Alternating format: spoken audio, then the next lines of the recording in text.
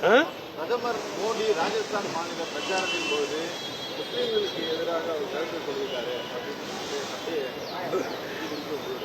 Sir, brothers and sisters, இந்திய பிரதமர் அவர்கள் வரலாறு தெரிந்து பேசுகிறாரா தெரியாமல் பேசுகிறாரா என்று சொல்ல முடியாது. ஆனால் அவர் ஆரம்ப காலத்திலிருந்து இந்தியாவில் உள்ள முஸ்லிம்களுக்கு விரோதமாகவே உள்ளவர் என்பதுதான் வரலாற்று பூர்வமான செய்திகள்.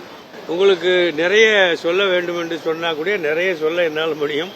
முதல் காரணம் 2002 ஆண்டிலே குஜராத் மாநிலத்தில் கோத்ரா கலவரம் என்ற அடிப்படையில் 2000க்கு மேற்பட்ட முஸ்லிம்கள் கொல்லப்பட்டார்கள். 900க்கு மேற்பட்ட முஸ்லிம் கிராமங்கள் இல்லாமல் ஆக்கப்பட்டது. 600க்கு மேற்பட்ட பள்ளிவாசல், மதரசா, தர்காக்கள் இல்லாமல் அழிக்கப்பட்டது. அப்படி மிகப்பெரிய ஒரு அழிவு ஏற்பட்ட 2022 நடந்த அந்த கலவரத்தின் போது 2002 நடந்த அந்த கலவரத்துக்கு பிறகு அந்த தேர்தலில் நின்றவர் மோடி அவர்கள்தான். அவர்தான் இப்ப அங்கே உள்ள முதல்வராக இருந்தவர். குஜராத்துடைய முதல்வர் அவர்தான். அவரிடத்துல உங்களைப் போல பத்திரிகையாளர்லாம் கேட்கிறாங்க, 2000க்கு மேற்பட்ட மக்கள் கொல்லப்பட்டிருக்கிறார்களே, அதை பற்றி என்ன நினைக்கிறேன் என்று போது every action has its own reaction என்றார். ஒவ்வொரு ஆக்ஷனுக்கும் ஒரு ரியாக்ஷன் இருக்கிறது என்று சொல்லிவிட்டு ஓடுகிற காருக்கு இடையிலே ஒரு குற்றேக்கா பில்லா, ஒரு நாய்க்குட்டி திடீரென்று ஓடி வந்து விட்டா என்ன செய்ய முடியும் அப்படின்னு சொன்னார். இது உலகத்தில் எல்லா பத்திரிகையிலும் வந்தது. இது ஒண்ணு. ஆக 2000 பேர் இறந்த போது கூட அவர் எந்த வருத்தமும் படவில்லை என்பதற்கு இது உதாரணம். ஒண்ணு இதை சொல்லிடுறேன் உங்களுக்கு. ரெண்டாவது விஷயம், உத்தரகாண்ட் மாநிலத்தில் ஹரித்வாரில் 17, 18, 19 டிசம்பர் மாதம் 2021 இந்தியாவில் உள்ள மத மாநாடு என்று கூட்டி இந்தியாவில் உள்ள 25 கோடி முஸ்லீம்களையும் வெளியேற்றிவிட்டு இந்தியாவிலே இந்துத்துவ ராசியத்தை நாங்கள் நிறுவப் போகிறோம் என்று தீர்மானம் போட்டார்கள்.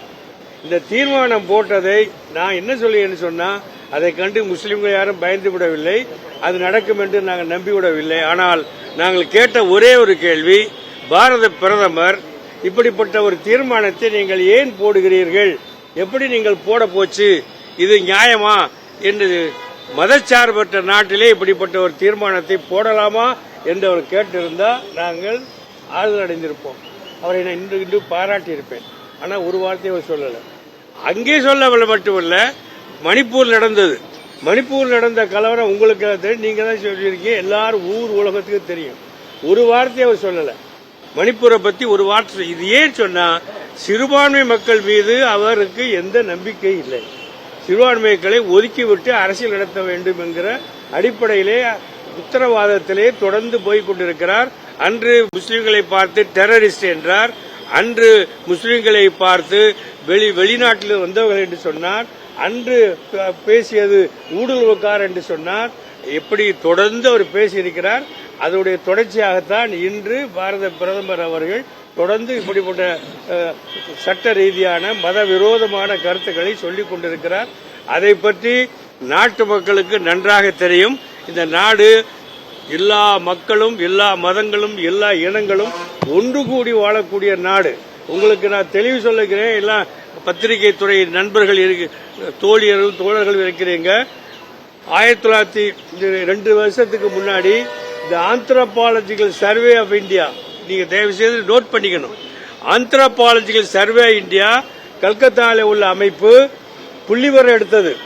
இந்தியாவில் உள்ள மக்கள் என்ன வகையை சேர்ந்தவர்கள், எத்தனை வகையாக மக்கள் இருக்கிறார் என்று புள்ளிவரம் எடுத்த போது அவர்கள் எடுத்த புள்ளி விவரத்து 2 ஆண்டுக்கு முன்பு வெளிவந்தது. 45 வால்யூம்களை வெளியிட்டிருக்கிறாங்க. 47,000 ரூபாய் இதற்கு விலை நிர்ணயிப்பட்டிருக்கிறாங்க. அதில் குறிப்பிட்டிருக்கிறத நான் சொல்லுகிறேன். 4698 கம்யூனிட்டிஸ் சமுதாயங்கள் இந்த நாட்டில் இருக்கு. இந்த நாட்டில் உள்ள மக்கள் எத்தனை பேரு? 4698 சமுதாயங்கள். இந்த 4698 சமுதாயங்கள் வாழக்கூடிய நாடு தான் இந்திய நாடு. அதனால்தான் பன்முகத்தன்மை உள்ள நாடு, வேற்றுமையில் ஒற்றுமை காணக்கூடிய நாடு. அவர் country is known for its infinite varieties என்று சொல்லுவாங்க.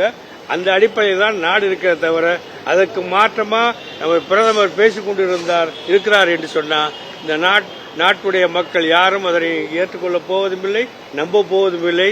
நடக்கக்கூடிய நாடாளுமன்ற தேர்தலிலே அவர் தோற்றுக் கொண்டிருக்கிறார் என்பதற்கு அடையாளமாகத்தான் இப்படிப்பட்ட கருத்துக்களை சொல்லிக் கொண்டிருக்கிறார் என்பதன் மூலம் நாங்கள் தெரிந்து கொண்டிருக்கிறோம்.